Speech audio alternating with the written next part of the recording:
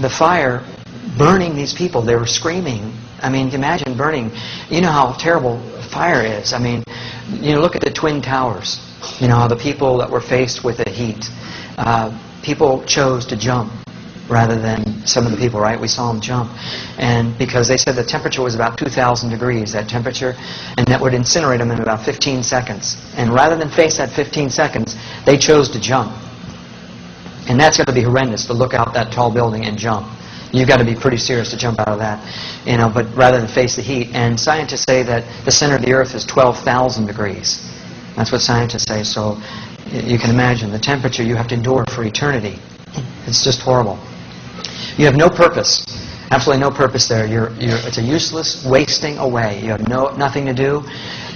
You have nothing. And Ecclesiastes 9:10 talks about no work, no device, no wisdom, no knowledge in Sheol. It's just useless wasting away there. And it's a land of forgetfulness. Psalms 88:12 talks about. You have no rest in hell. Now, you need to sleep in hell. Just like you need to sleep here, you don't ever get to go to sleep. Imagine what it's like not to sleep just 1 or 2 nights. Well, you never get to sleep again. So you're kept up. And how your body would feel after just a few nights, you're going to die.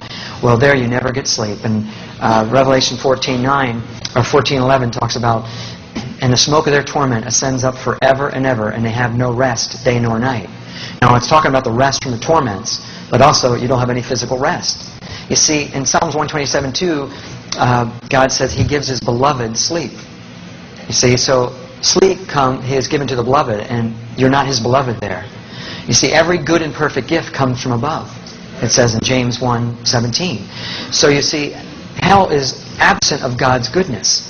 You don't get to breathe. You don't get to have fresh air. You don't get to have sunshine. You don't get any fellowship with anybody. You never get to be with people again.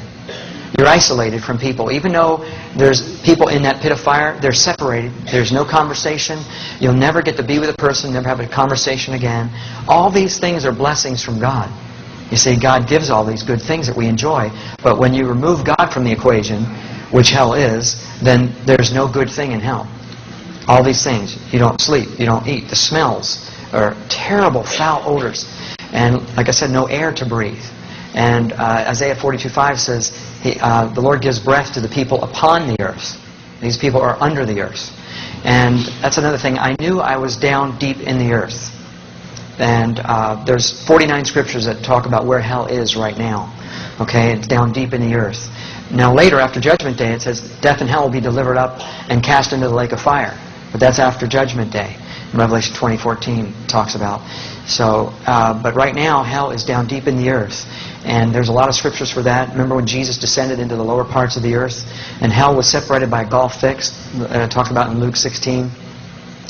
Ezekiel 26:20 talks about where hell is, and Numbers 16:32. So many scriptures I could point out that would tell you where hell is. But I understood that I was down deep in the earth, about 3,700 miles deep. And somehow I knew it was 3,700 miles down. So we know that the diameter is 8,000 miles, so that 4,000 is the radius, so I was close to the center of the earth. And I don't know how I knew that, again, but I knew that's how deep it was. Like that pit of fire, it was about a mile across, and that's a big pit of fire. But there were individual pits of fire all around that big pit, where people were in their own individual pits also. There are other prison cells in hell. Some people are in prison cells, pits of fire, a lake of fire, this big, huge lake of fire. And so there's all different places in hell. And there's all different levels of torment. And not all has the same torment or punishment. And there's a lot of scriptures of that. Remember where Matthew 23:14 talks about, therefore you shall receive the greater damnation, inferring there's a lesser damnation. Or it shall be more tolerable for Sodom and Gomorrah than for that city, inferring there's a less tolerable. A servant beaten with many stripes or beaten with few. Hebrews 10:28 talks about how much sorer punishment suppose shall you receive. And so there's a sorer punishment. You make him twofold more the child of hell than yourselves. There's a lot of scriptures on the different levels of torment, but none of them are good. Okay, all of them are bad. Every single level. There isn't any nice spot in hell. So it's not a place you want to go to. Now, I thought about, when I was down there, I thought about my wife. And I thought about I could never get to her again. I'd never get out. She'd never know where I was at. She never could find me. I couldn't get out. And that thought to me was really tormenting. To live with that for eternity, that she would never know where I was, and I would never get to her. And she would never know what happened to me. That was horrifying to me. And I've always told my wife I'd get to her no matter what happens. If we're in an earthquake and we're separated that day, I'll get to her. I'll find her. And I couldn't get to her. So another thing that you just have to endure there is being separated from your loved ones. I thought about people up on the earth. I understood that there was a whole world going on up here, but that the people up here don't realize there's a whole world going on down there. Most people don't realize that there's millions of people down there that used to live up here on the surface. And they're all there, tormented. And they used to live here and live their life just like you and I. Walking the earth, doing their thing, and enjoying their families. And now they're eternally lost in this place, and they'll never see their families. They'll never see anyone.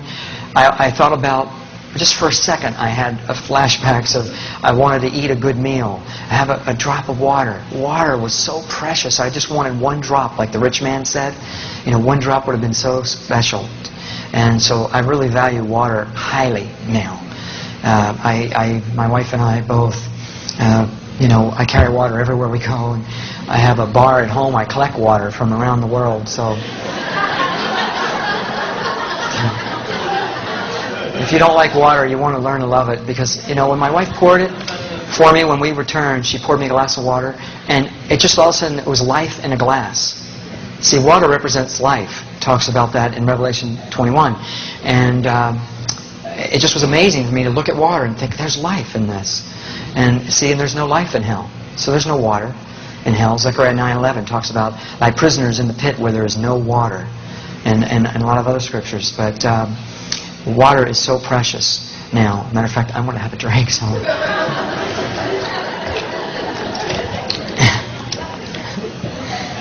Anyway, so like I said, I thought about everybody up on the earth, and there's no way to get out of this place. Absolutely no way out.